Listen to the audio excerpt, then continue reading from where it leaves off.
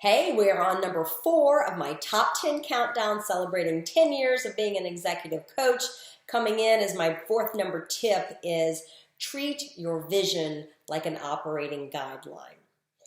Years ago, Johnson & Johnson went through their old credo, which they developed years ago in the 60s. And so in the 90s, they decided to revisit this and ask, are we still the same organization that we've been?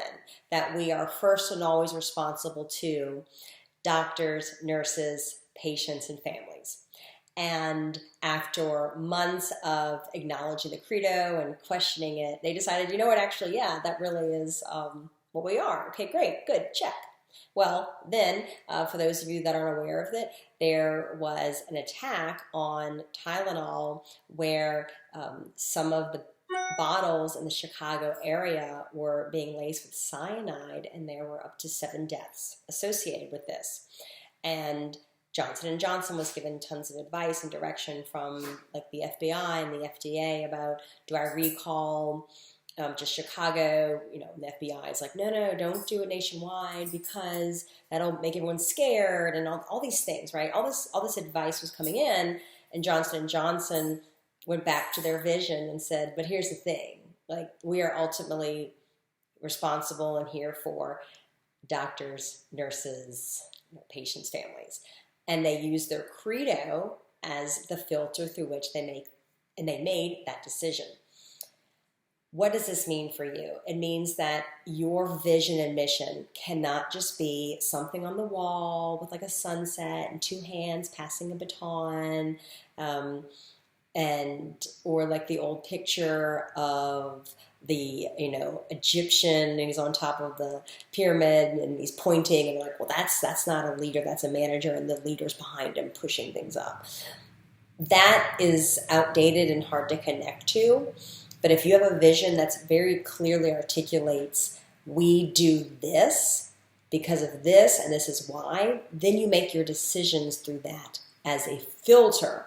If this is what we stand for, is this the action we should take? The reason you do that is because you don't ever want your decisions, especially the hard ones, to be based off of something arbitrary, because that means nobody knows where we stand, there's no stability, there's no consistency. But if it's, no, we do this because we've already established this is how we act and behave, then we're all on the same page. We're all operating under the same operating guidelines. Your vision should be your operating guidelines. It shouldn't be a marketing plea. It will also make your employees understand that, you know what, this company, they tell me like it is. I know where I stand. I know what I'm here for. I know what I do. And the clearer and more implicit and very unique and distinctive that you can be explaining what you do and why you do it, staying away from vague, clickbaity, corporate words, and being very specific. Even if you do use a word that is often used in organizations like respect and teamwork, take it a step further and explain why. And then now, whenever you have to coach somebody even, you can be like, listen, this is who we are.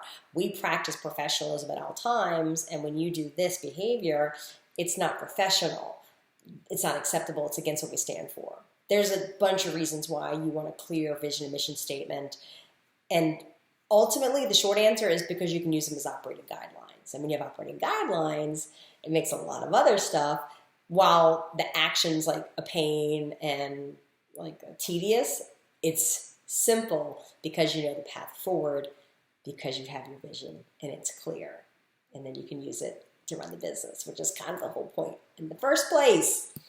Have fun with that.